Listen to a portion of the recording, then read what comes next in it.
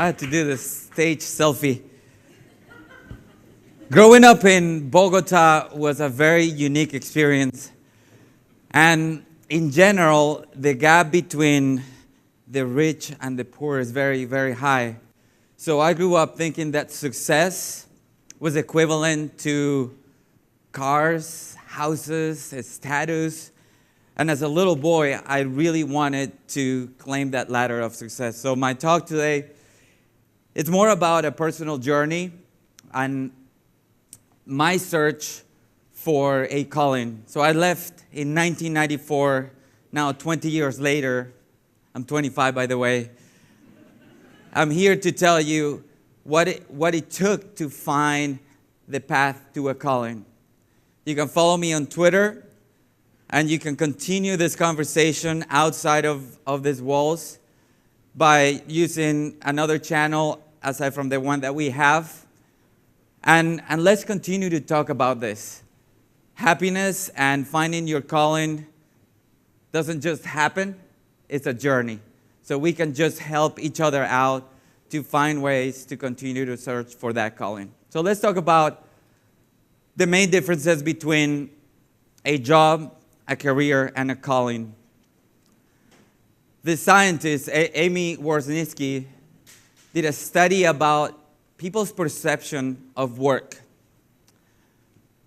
And she found out that the motivation for someone to have a job is the paycheck, right? Fridays. For a career, your motivation is a promotion, right? It's about the status. It's about the prestige.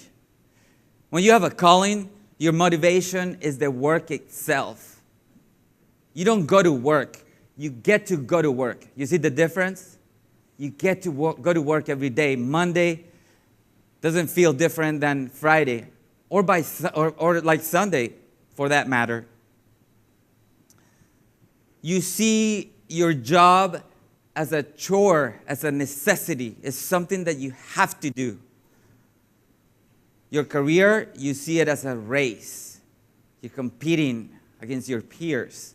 And you throw people under the bus, right? Because you want to come in first. When you are pursuing your calling, you see your work as the thing itself. It's as simple as that. You go to your office because you're fulfilling a mission. You're part of a bigger thing, right? So for some of you that are in HR, you can compare this to Maslow's hierarchy of needs, right? Where the first stage is about survival, having water and shelter and food. But a calling is more like being self-actualized. So compare that to Maslow's hierarchy of needs to make that analogy when you go back to work and talk to your team members. So let me fast forward. After college, after internships, after more internships, I had a job, right? And my job was to travel around the world to interview executives and to help them select great talent, to help their companies model benchmarks. And I read all of the business books that you have all read, and Jack Welch and Steve Jobs and Jim Collins, and that was my life, right? And I lived out of a suitcase. Expense reimbursements were my primary task for the most part.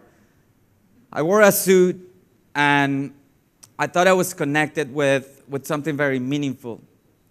But the reality was that I was missing something. I was missing the fact that I was getting away from my family, my friends. And as I thought I was becoming more successful, I think I was becoming less happy, right? By the way, I'm saving a lot of money on dry cleaning. If you only do it for that, I highly recommend that.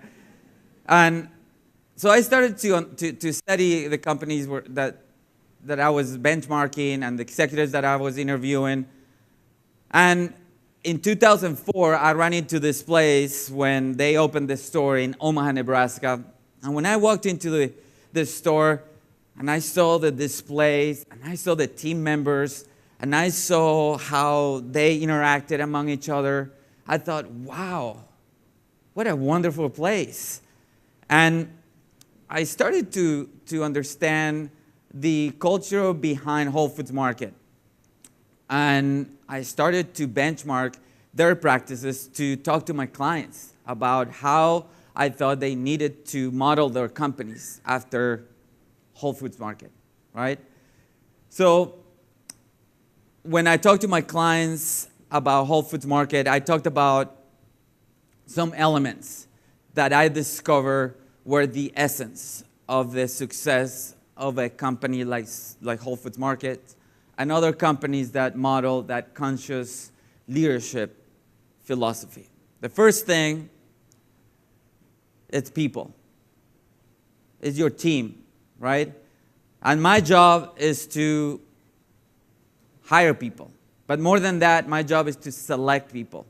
Having the best people in your teams, it's going to help your company become more conscious, right? But think about this picture and think about the guy whose job is to put the tire on the car, right? He needs to feel like his job is the most important job in the company. At Whole Foods Market, our cashiers feel like their job is the most important job in the company. And it should be, because they're the ones interacting with our guests, right? Imagine if the person putting the tire does a bad job.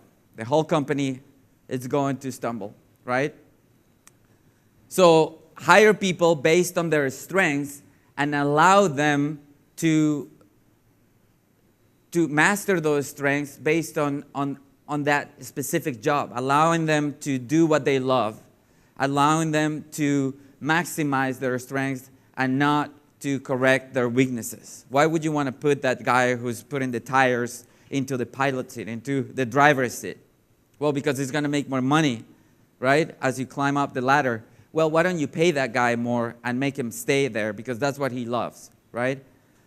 There's a formula that I use when I talk about selection, and is the following: talent or people plus fit times investment equals exponential growth. Do you know that chart that Melanie was referring to at the beginning? You have to have all of those ingredients to achieve exponential growth. So talent plus fit, I select people and I bring them to Whole Foods Market and they fit well with the culture. But the investment piece, and that's the wellness piece that goes into making that formula very exponential. If you don't invest in your people, if you bring the best and you don't do anything about it, then that formula really acts as the mathematics of it. You multiply something by 0 and you will get 0, right? So investment is probably the most important aspect of people's retention. But investment is not about having a ping pong table or having beer Fridays. Investment is about giving thank you to your team members, sitting down with people, not on an annual basis to do an annual performance review, but to really care about people, to really love people. And that brings me to the next point. Emotional intelligence and leaders that have that DNA within them that will allow them to care about people, to love people. Leaders that are self-aware, right? Leaders that are also committed to that company. And leaders that walk the talk. Emotional intelligence is one of the components of one of the attributes that we select for, which is conscious leadership, right? So look for people who have that emotional intelligence DNA and promote them as leaders so they can do what Melanie said at the beginning, any leader and every leader should be doing: creating the vision and inspiring people. You need to also feel very proud about the products and services that you offer, right?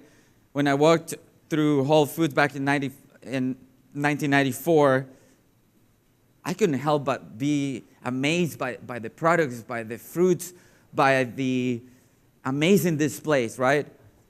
And if you pick up an iPhone, I mean, those are awesome things, right? If you go to Disney and you ride in Space Mountain, you think that's awesome, right? But everything needs to be tied to a mission, right? Our organic products cannot be as good as they are if they were not tied to our mission. Our mission is to provide the world with organic and natural products. Our mission is to see a better world. You see, the mission complements your product. So whether you sell insurance or whether you're in the banking industry, find the connection between what you sell and the products that you service with your mission. Okay? Meaning is the last component that I want to talk to you about, which, regardless of the job that you have to find meaning in the work that you do. You have to go to work based on wanting to do it because of a reason, right? And I have a quote there from Viktor Frankl. And if he could find meaning under the circumstances that he was in a concentration camp, I think all of us can find meaning in the jobs that we have, regardless of what they are, right? So find those things that will make you enjoy your job. Rehire yourself. Belong to a committee. Come to a conference to learn about wellness. So after my research and after I thought about the next step in my career, I asked myself the following question. Why? Why? Why are you doing what you're doing?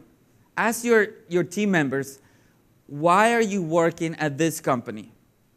What do you get paid to do? And as I was shoveling the snow in front of my house, I thought, well, I actually achieved a lot of things. I was climbing the ladder of success, right? And I had a house, and I had a car, and I had a lawnmower, and a dishwasher, but then I was like, okay, but the problem was that my ladder was leaned towards the wrong wall. Zoe and I didn't plan this, but I'm also talking about walls. And I think the key is to still climb the ladder, right? But lean your ladder against the right wall. So I started a search for what was the next stage in my career, and I stumbled into positive psychology, right? And I started to read books about happiness. And positive psychology is the science of finding people's strengths and virtues and how you maximize those strengths in your communities and how you thrive, how you flourish, right? And through positive psychology, I found the connection between happiness and success. Out of all the executives that I studied, only one I could think that was happy and successful. You can achieve success and you can be happy, yes, but you have to think about the right things from the get-go.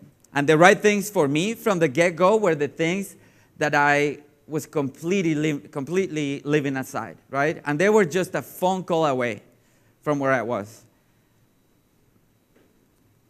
And I only realized this when my mom and my dad and my sister, who you saw in the first picture when I left her in 1994, were my biggest heroes. Yet I spent all this time, looking up to all these figures that, yes, they were inspiring and they created amazing companies, but these guys were really the ones that had that emotional intelligence piece that provided me with the love, with the caring. And if you look around your own circles and around your own families, you will find lessons and you will find things that will make you think more in terms of, what am I doing? Am I pursuing a job or is this my calling? Another thing that I did, and something that came up before during the talk, is surround yourself by people who are pursuing a calling. Yeah, surround yourself by positive people. So I decided to marry someone who was pursuing a calling. My wife studies plant fossils. I mean, that's probably, to most of us here in HR, that's really foreign, right? But that's her calling. And that made her happy. And to be around people that share with you how positive and how amazing their lives is because they're pursuing that calling is very contagious. So as I was doing my search, I thought about the things that made me happy, but not made me happy in the moment, right? For more than 20 white days.